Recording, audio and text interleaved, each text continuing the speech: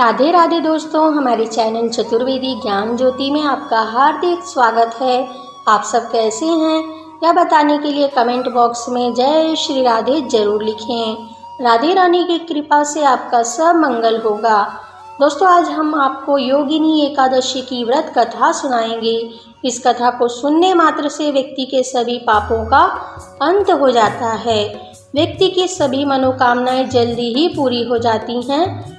इस एक कथा को सुनने से जन्म जन्मांतर के पाप भी समाप्त हो जाते हैं। चलिए दोस्तों, हम कथा को शुरू करते हैं। एक बार धर्मराज युधिष्ठिर ने आषाढ़ मास के कृष्ण पक्ष की एकादशी के विषय में भगवान श्री कृष्ण से पूछा और कहा, भगवान आप मुझे आषाढ़ कृष्ण पक्ष की एकादशी की कथा सुनाइए और इस एकादशी का महत्व भी बताइए।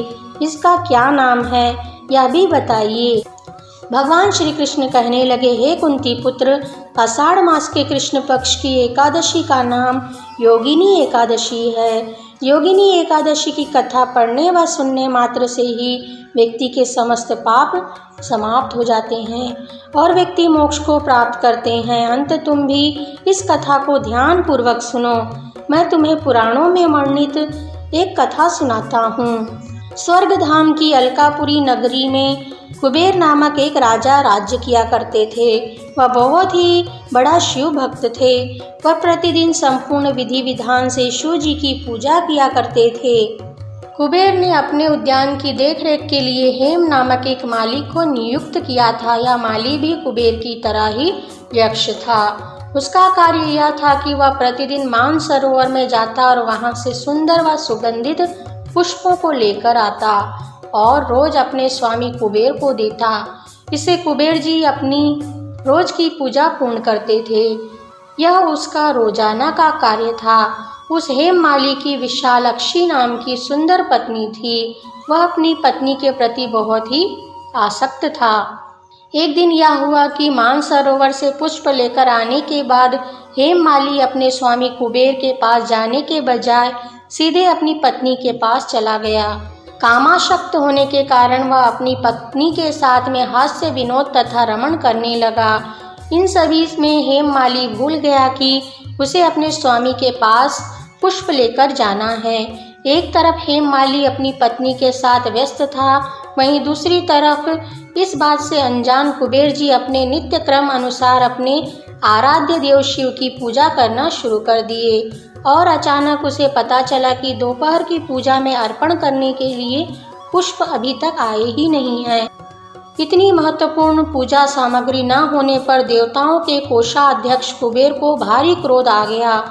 उसने अपने सेवकों को कहा, यह दुष्ट बुद्धि हेममाली अभी तक पुष्प लेकर क्यों नहीं आया?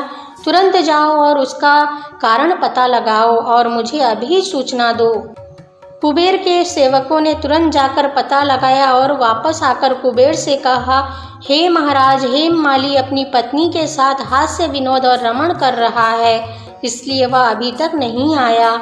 यह सुनकर कुबेर का क्रोध आग की तरह भड़क उठा। उसने तुरंत हेममाली को बुलाने का आदेश दिया।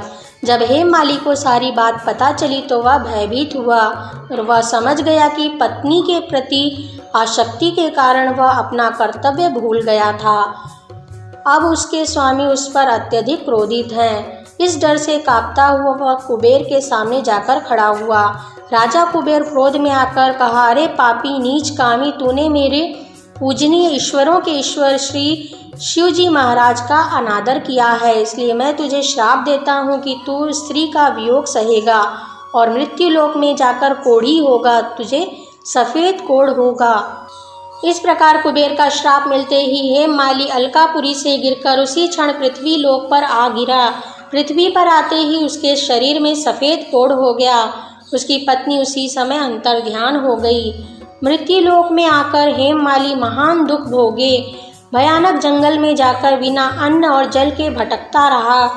उसे रात में नींद भी नहीं आती थी, लेकिन ऐसे समय में भी उसे शिव की पूजा आराधना करना नहीं छोड़ा और इस वजह से उसे सब कुछ याद रहा।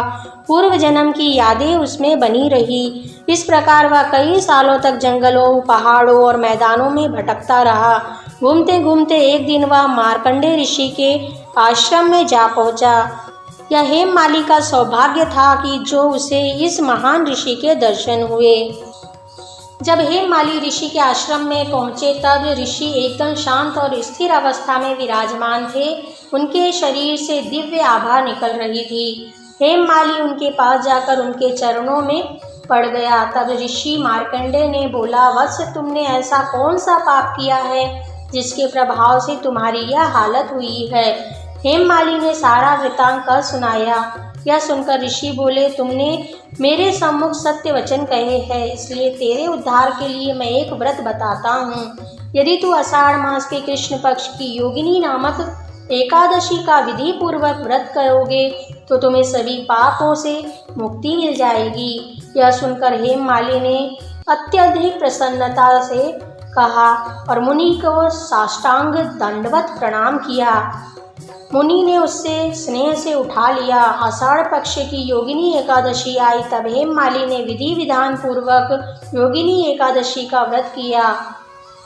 इस व्रत के प्रभाव से उसे उसका सुंदर शरीर पुनः प्राप्त हुआ और वह अत्यधिक प्रसन्नता पूर्वक अलकापुरी में अपने परिवार व स्वामी के पास पुनः चला गया।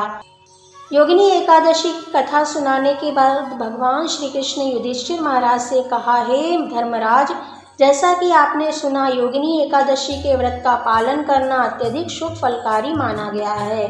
यह योगिनी एकादशी का व्रत 88,000 ब्राह्मणों को भोजन कराने के बराबर फल देता है।